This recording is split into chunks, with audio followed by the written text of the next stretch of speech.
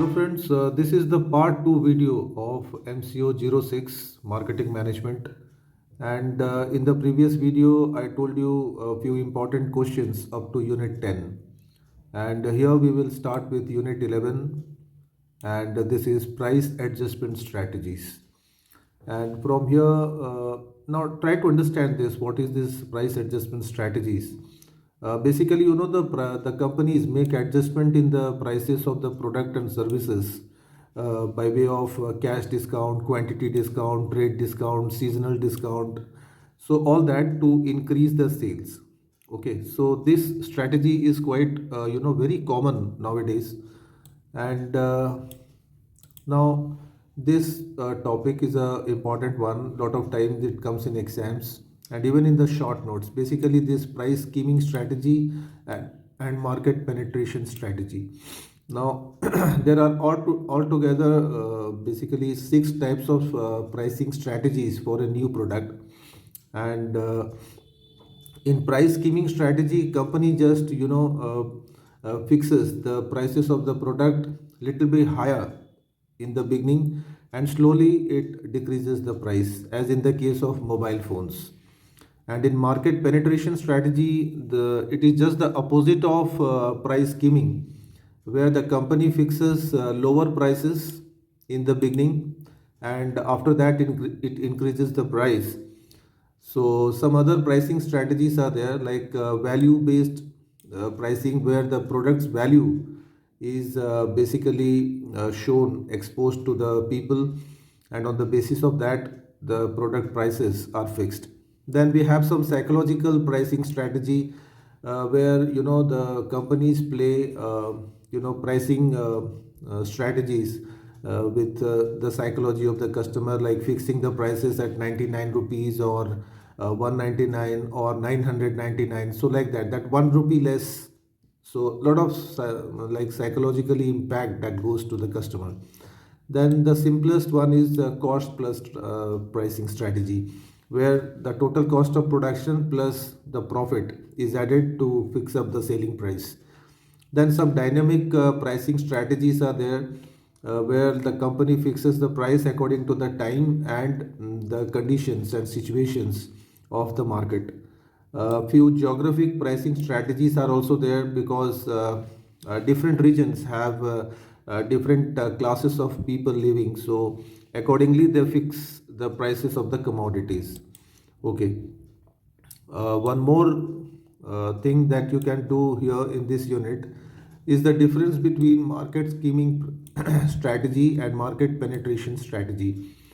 This question is also very common in the previous year's question paper. So these two strategies you might get. Okay. Now let's move on to marketing mix. Now, about marketing mix, it's not a new concept for you. Basically, marketing mix is a combination of these four elements.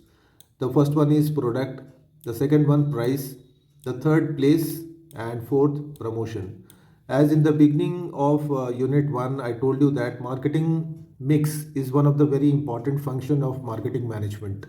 And in product mix, the company concentrates on the different types of products and what type of products it is going to produce and sell. And in price, like again, it fixes the prices of different products and services. In place, like it is concerned with distribution, I mean channels of distribution, the different channels through which a company will distribute its product. And promotion is all about like advertising, publicity, and all that. So all these four elements of marketing mix need to be prepared. Okay. Then let's move on to unit 12, regulation of prices. Now, as we know that the Indian government regulates the prices of certain essential commodities, and apart from that, all the goods and services which are bought and sold in India, so they are all governed by all these acts. I have mentioned here five important acts. The first one is MRTP Act, which was made in 1969. You might get a short note on this. And the second one is Consumer Protection Act 1986, which is also Basically, this act is to protect the interest of the consumers and save them from exploitation. Then we have Essential Commodities Act 1955, where the essential commodities like wheat, rice, sugar, and oil. So all these prices are controlled with the help of price floor and price ceiling. Then we have Drug Control Act, basically based on the supply of medicines, and we have Standards of Weights and Measurement Act of 1977, where the standard weights and all the different types of malpractices and fraudulent activities which were once upon a time done by the different sailors. So to control that, the government of India framed this policy. So these five acts are basically for the regulation of the prices in India. Okay. One more thing that you can do from here is a short note on resale price maintenance. Now, this question is also very common. Quite a number of times it has come in the exams.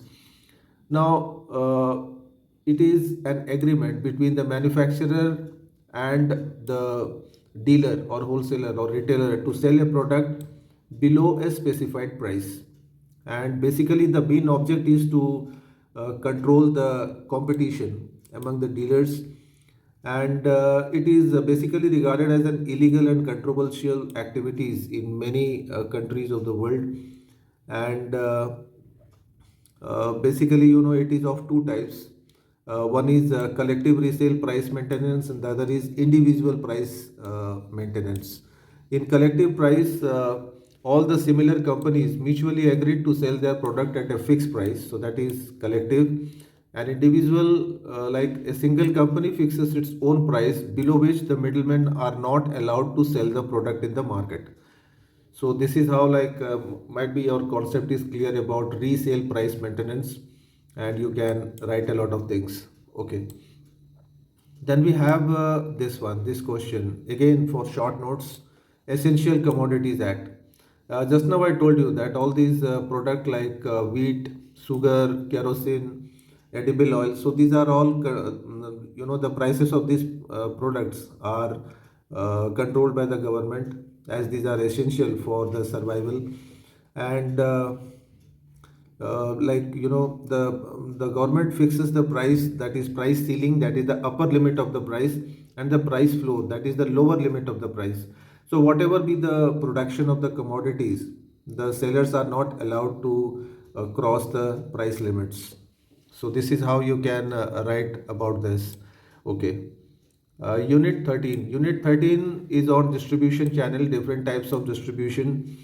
And let's see this question, that functions of channels of distribution, what it does, why it is important. Basically, it helps in selling the product and services all throughout the country. It helps to assemble the product, the different products. It depends on the nature of the product. So accordingly, product की assembling करेंगे. And physical distribution and marketing of the product. So it is quite common. Then it also provides the benefit of salesmanship and after sales service. It is through dealers that the company does all these type of functions. Then these middlemen also help to promote the product by way of display or by you know there are many other techniques, so that also you can do. Then inventory management, it helps to manage the stocks well, and all these functions you need to explain in detail. Okay. Then let's see what is the role of middlemen or intermediaries in the channel of distribution. So the first function that provide is grouping of the product, then allocation of product, then promotion of the product, then negotiation of the prices and all. And then we have risk taking, because all these middlemen like wholesalers and retailers, they take the risk of storing the product and distribution of the product. So all these are the different functions performed by these middlemen. And there are few factors which affect the choice of a channel of distribution, like nature of the product. As we know, there are different channels like direct channel, indirect channel.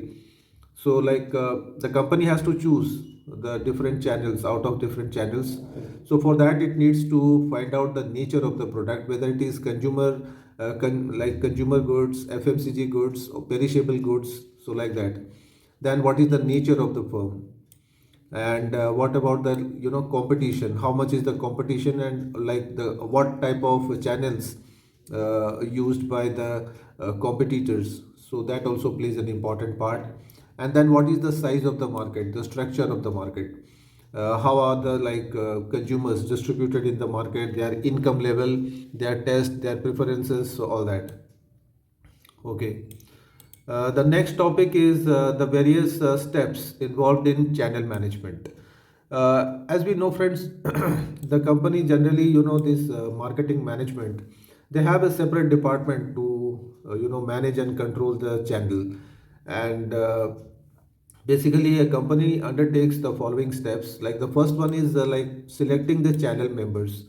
That means all the dealers, wholesalers, retailers. So they are selected according to certain criteria, and then they are trained about the different products of the company. Then the company from time to time motivates them to put extra efforts to sell the products. Then they also does this evaluation, which member are performing well or not, and then taking corrective actions in the form of modifying the channel agreements. Okay. Then we have this. This is again an important concept, channel conflict. Now, it is quite a common practice that most of the time we see that all the channel members, they have conflict among themselves. They have some mistrust and some sort of quarreling. So this is what is called dispute, discord. So this needs to be properly handled by the company.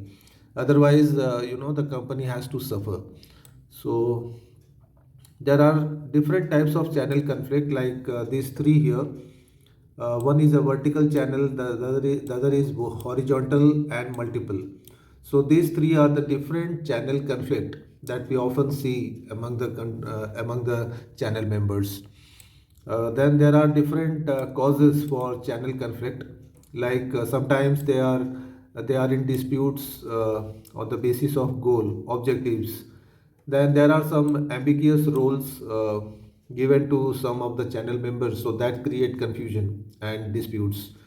Sometimes the manufacturers, they try to dominate over the intermediaries or middlemen, so that that creates dissatisfaction among the members and create a conflict. Then we have change resistance. Whenever a company wants to change its product or its channel, so they are resisted by the channel members, so that creates conflict. Then the conflict may arises due to miscommunication between the company and the channel members, and there are some marketing misalignment, so due to which there are conflicts among the channel members. So all these points need to be explained properly for your exams. Okay. Now there are some consequences, because when there are conflicts, so there will be some consequences effect on the company's performance. The first one is a price war. Basically, all these conflict. So they are a sort of price war. Everyone wants to change the price, either lowering or increasing the price. So that creates a lot of conflict. Then there is decrease in sales. Customers are not satisfied. Then that results in poor public relations and losing of confidence among the public. And some of the distributors might get exit. So I mean, they give up the dealership of the company. So these are all the important consequences. Now, a company can manage these conflicts in a proper way. Now, these are different ways by which a company can manage all these channel conflict. It can set a common goal for all the channel members. It can exchange the employees with the dealers or distributors employees. It can form a trade association which only looks after this conflict area. Then we have like a company should be in regular communication with the channel members, and the fair pricing should be fixed. That means it should be uniform for all the members. Then the company can take these legal procedures against the the middlemen who are not, who are little bit aggressive in their performance. And it can also adopt the policy of diplomacy, mediation, and arbitration. That means appointing the middlemen who will settle the conflict and disputes among the members. Unit 14 is on marketing intermediaries. And just now I explained you all these roles of middlemen, how they are important, and what type of functions they perform. Now let's move on to this one, like different types of middlemen that we generally find in the channel of distribution. The first one is functional, the other is merchant. And again, these functional middlemen are divided into different types like factors, brokers, commission agents, auctioneers, and C&F agents, carrying and forwarding agents. And merchant middlemen, basically these are retailers, wholesalers, and all this. Okay. In unit 15 देखते हैं कुछ important topics. Like the subject is on marketing logistics. So यहाँ पे physical distribution होता है products का. And इसके भी कुछ functions हैं, कुछ important roles हैं logistics के. Like it always delivers the product in time if properly managed. Then it also sometimes it fixes the prices of the product. Okay. And it helps in the promotion of the product, and it also adds place utility in the product. Place utility means the product where it is least demanded to a place where the product is most demanded. So just shift the product from one place to another. So that is called place utility. Let's see a few important objectives of this marketing logistics. Now, on the point of customer's view, it promotes a quick delivery of the product. Then it helps to fix, in the warehousing, in storing the product. Then it helps in maintaining the optimum stock or inventory. And it also helps in dealing with the sensitive products like glasses. And on the basis of cost reduction, the overall objective of the logistic is to reduce the distribution cost, and higher level of customer service, and all these transportation, warehousing, and inventory maintenance. So these functions are again performed by all these uh, logistics department. Then there are few approaches to marketing logistics, and these two are the approaches which is there in your syllabus: total system approach and total cost approach. Both the approaches are very important for your exams, and revise this. You can also get it in the short note and even in the long questions. So these things need to be prepared well. Okay. Unit 16 is on marketing communication, like how the company will communicate with the consumers. So let's see its straight go to its functions. Now here, the first function is to provide information about the consumers and market, right? The second one is providing information about the new product or brand in the market, and building and maintaining brand loyalty. So these are the three basic functions of marketing communication, which you need to expand, you need to write more. There are some procedures for developing effective marketing communication. The first one is the company needs to identify the target audience. That means the target consumers, which it wants to sell the product. Then what is the main objective of the communication? Then designing the message, what message you will going to convey, and selecting the right communication channel like television, newspaper, magazines, etc., and measuring the responses of the consumers. So this question is also going to be very important for your exams. Okay. Now, now this question also comes quite a lot of times. Different budgeting methods under top-down approach. Now, under top-down approach, basically we use these four methods. One is an affordable method, the other is percentage on sales method, then unit sales method, and competitive parity method. So all these four approaches are there in this top-down approach, which needs to be explained properly. Okay. आगे चलते हैं, short note on integrated marketing communication, IMC। ये भी question बहुत important है, इसकी meaning थोड़ी देख लेते हैं। Basically it is a process of integrating all the techniques of brand promotion to promote a particular product or service, and that means combining all the different techniques to promote a product. And these are the different techniques the company uses to promote its product, like sales promotion, personal selling, advertising, sponsorship, direct marketing, social media marketing, public relations, and mobile marketing. So these are the different mediums through which the company can build a brand image for its product and services. Okay. The next unit is 17, personal selling and sales promotion. Now, from this unit, as far as my suggestions are concerned, you should know like what is this personal selling. We know about it. This is also known as salesmanship, where the salesman, contact a consumer face to face and tries to convince him to buy the product. Now, why this personal selling is important? And there are two parts of this. One is like why it is important for a seller and why it is important for a customer. So both are very easy topics. We can write quite a lot of points in this. No problem with this. And now some like suitability, some areas where personal selling is generally suitable, like product situation, like high value product like computers and machines. So they all need personal selling for marketing. Then market situation, yeah, I mean like if a company is selling to small number of big buyers, or it sells in a small local market, so there it can use this method. And the third one is the company situation, like what is the situation and position, financial strength of the company, and consumer behavior situation. So all these 4 points we can write in this question.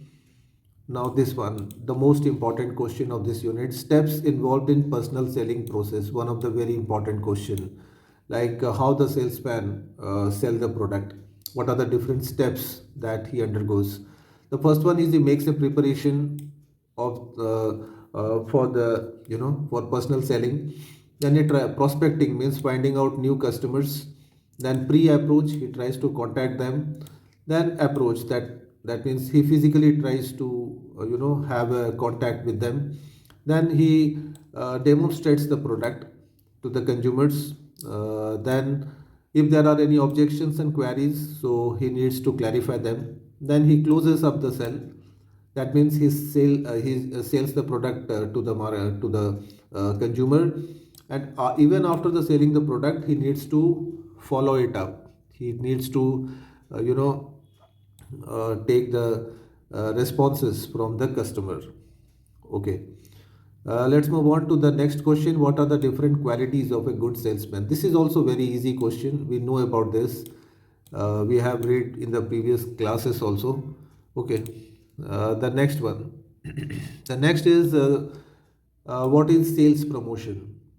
Basically, it refers to short-term incentives designed to encourage the buyers to buy the product immediately. So for sales promotion, the company offers cash discount, coupons, free gift, free samples, and all that. And this is also not a new concept for you. There are some merits of the sales promotion, no doubt about that. It increases the sales of the company. These are the different techniques of sales promotion. Okay, Unit 18. Unit 18 is on advertising and publicity.